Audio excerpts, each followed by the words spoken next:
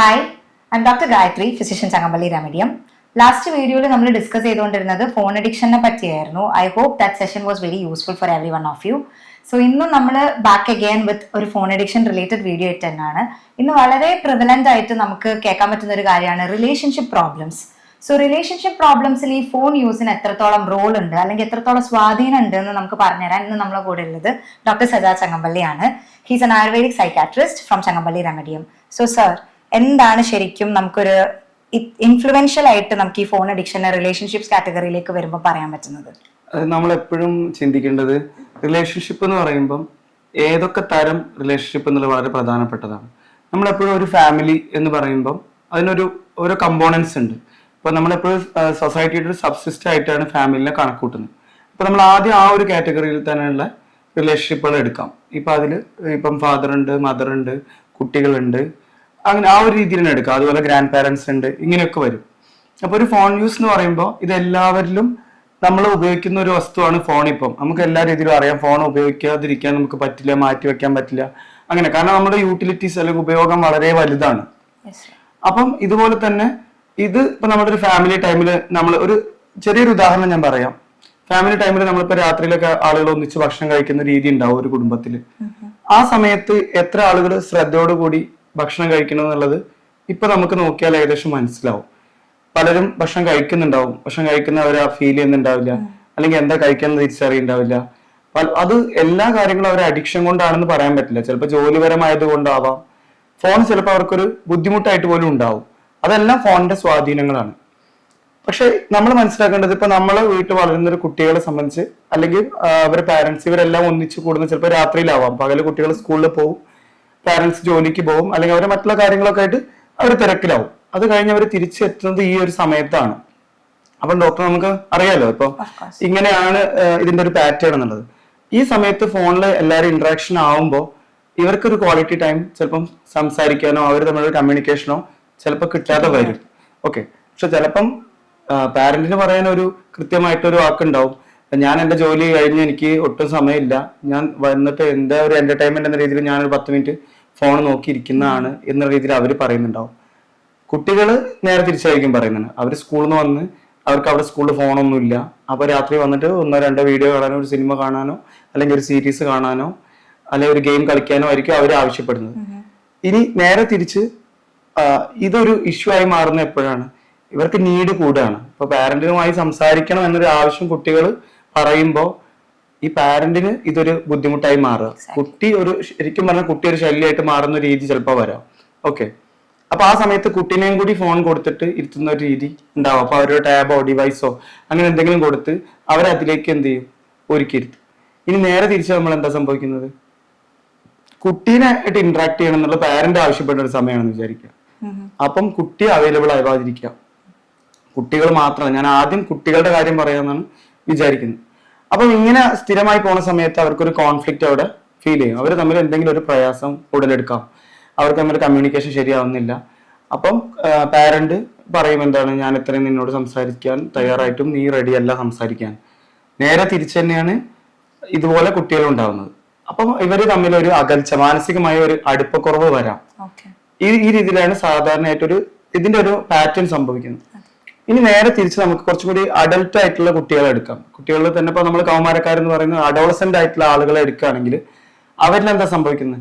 സ്വാഭാവികമായിട്ടും അവർ കുട്ടി എന്നുള്ളത് മാറി കൗമാരക്കാരിലേക്ക് എത്തുമ്പോൾ പൊതുവിൽ അവർക്കൊരു സ്പേസ് ക്രിയേറ്റ് ചെയ്യുക, അവരുടേതായ ഒരു ഇടം ഉണ്ടാക്കുക എന്നുള്ളത് അവരുടെ ആവശ്യമാണ്.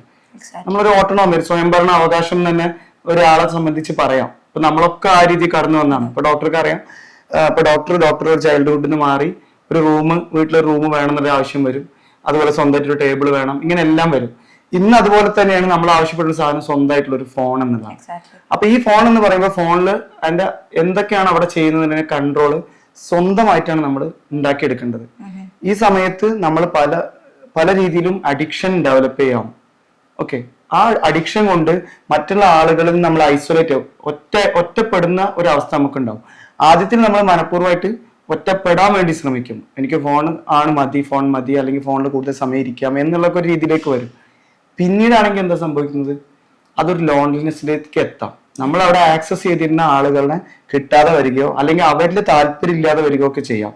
അല്ലെങ്കിൽ അത് ആളായിക്കോളൊന്നുമില്ല, ചിലപ്പം ഒരു ആപ്പ് ആവാം, അല്ലെങ്കിൽ ചിലപ്പം അതൊരു ഗെയിം ആവാം, അല്ലെങ്കിൽ എന്തെങ്കിലും ആവാം, എന്തെങ്കിലും ഒരു ഒബ്ജക്റ്റ് ഒരു സംതിങ്, അതെന്തോ ആവാം.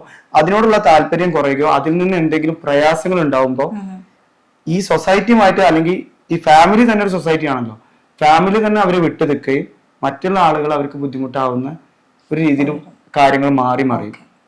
അങ്ങനെയുള്ള സമയത്താണ് ഈ പറയുന്ന ഒരു ഡിപ്രസീവ് ആയിട്ടുള്ള രീതിയിലൊക്കെ ആളുകൾ ചിന്തിക്കുന്നത്, അല്ലെങ്കിൽ ഓൺലെസ് തോന്നുന്നത്, സെൽഫ് എസ്റ്റീം, സ്വന്തമായിട്ട് തന്നെ ഒന്നും കൊള്ളില്ല, ഞാൻ ആളുകളോട് സംസാരിക്കാൻ കഴിയില്ല, ഇങ്ങനെ പറയുന്നൊക്കെ ഒരു രീതിയിൽ ഉണ്ടാവാം.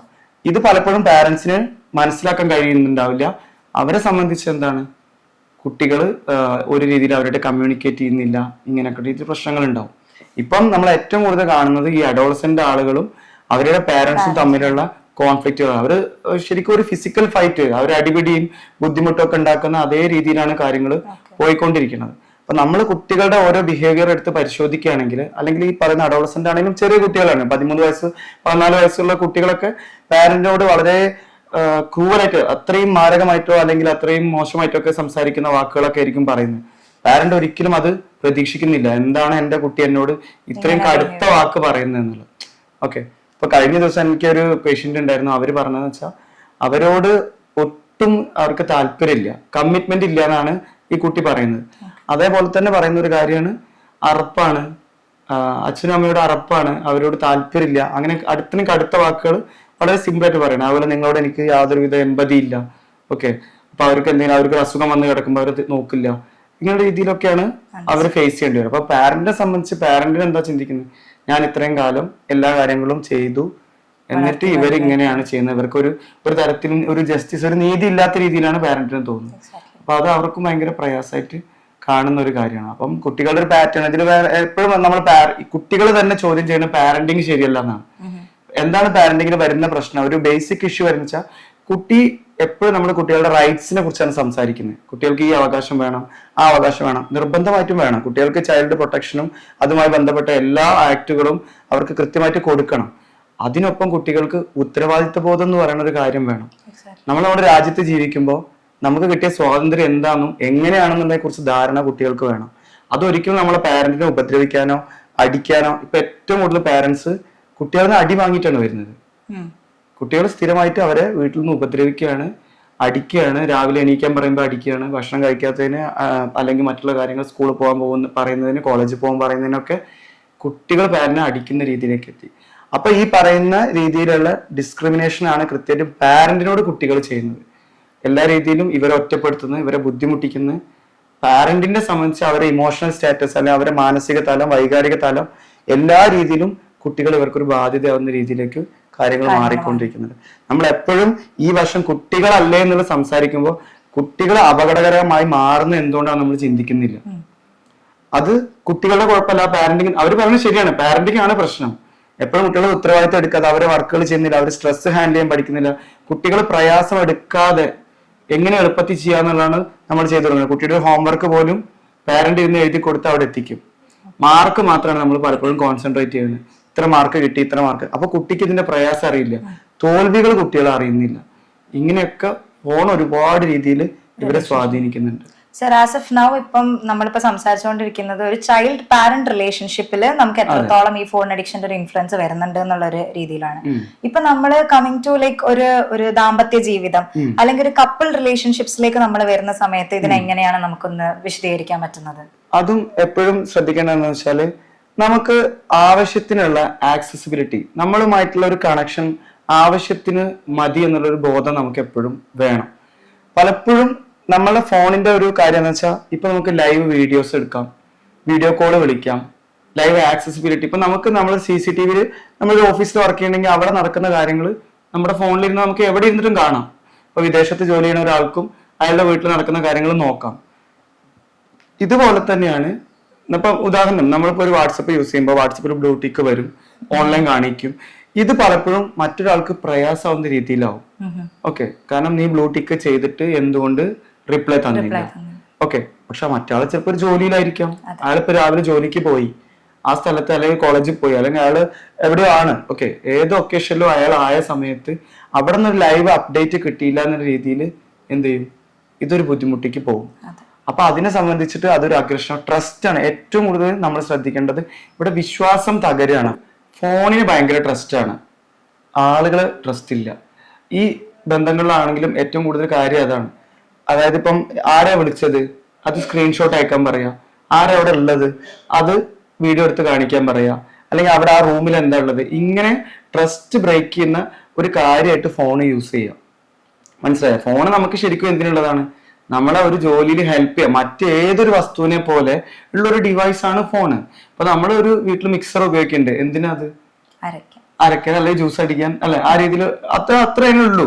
അല്ലെ ഇപ്പൊ നമ്മൾ വീട്ടിൽ പട്ടിനെ വളർത്തുന്നുണ്ട്, അതെന്താ ചെയ്യാ, നമ്മളടുത്ത് തിരിച്ചുള്ള അതിനൊരു റെസ്പോൺസിബിലിറ്റി ഉണ്ട്. പിന്നെ അത് ആരെങ്കിലും വരുമ്പോ അറിയാത്ത ആൾ വരുമ്പോ കുറയ്ക്കും, ഇത്രയേ ഉള്ളൂ.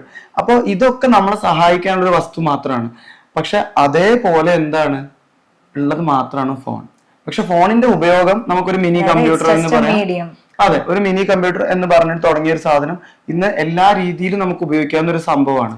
പക്ഷെ ഈ ഡിവൈസുമായിട്ട് ഒരുപാട് ഡിപ്പെൻഡൻസ് വരിക, അറ്റാച്ച്മെന്റ് വരിക. ഇപ്പൊ നമ്മൾ തന്നെ പല ആപ്പുകളായിട്ട് അറ്റാച്ച്മെന്റ് ഉണ്ട്, ഇമോഷണൽ അറ്റാച്ച്മെന്റ് ഉള്ള ആപ്പുകൾ നമ്മുടെ ഫോണിലുണ്ട്. അപ്പൊ ആളുകളെ വേണ്ടാതെ ഇതിലേക്ക് മാത്രം വരിക. എന്നിട്ട് അവർ പറയും, ഓക്കെ, എന്തിനാണ് ഞാൻ ഇവളെ വിശ്വസിക്കുന്നത് അല്ലെങ്കിൽ ഇവനെ വിശ്വസിക്കുന്നത്, അതിനേക്കാൾ കൂടുതൽ എനിക്ക് ഇതിനെ മതിയല്ലോ എന്നുള്ളത്. തീർച്ചയായിട്ടും. പക്ഷെ അതിൽ നമ്മൾ മനസ്സിലാക്കേണ്ട വെച്ചാൽ ഇതിനെ എങ്ങനെ ഉപയോഗിക്കണം എന്നുള്ളത് നമുക്ക് ഒരു ബോധം ഉണ്ടായാൽ മതി. നമുക്കിപ്പോ ഒരു വാഹനം ഓടിക്കുന്നുണ്ട്, ഒരു കാർ നമ്മുടെ കയ്യിലുണ്ടെങ്കിൽ ഈ കാറിന് എത്ര സ്പീഡിൽ പോകണം, അല്ലെങ്കിൽ അത് ഓരോ സിഗ്നലിലും എങ്ങനെയാണ്, എന്താണ് റോഡ് സൈൻസ്, ഇതൊക്കെ നോക്കിയിട്ടാണല്ലോ നമ്മൾ വാഹനം ഓടിക്കുന്നത്. ഇതുപോലെ നമുക്കൊരു കൺട്രോൾ ഇതിനുണ്ടായാൽ മതി. ഓക്കെ, അല്ലാതെ ഫോൺ ഒരിക്കലും ശരിയല്ലാത്ത ഒരു ഡിവൈസ് ആണെന്നുള്ള ചിന്ത നമുക്ക് ആവശ്യമില്ല. പക്ഷെ കൺട്രോൾ വേണം. കൺട്രോൾ എങ്ങനെയാണ്, യൂസ് എങ്ങനെയാണ്, ഇത് എവിടെ ആവാം എവിടെ ആവരുത് എന്നുള്ളതൊക്കെയാണ്. ഇപ്പൊ ഒരാളുടെ പേഴ്സണൽ സ്പേസിൽ പലപ്പോഴും പല ആളുകളും ടോയ്ലറ്റിൽ ഫോൺ ഭയങ്കരമായിട്ട് യൂസ് ചെയ്യും.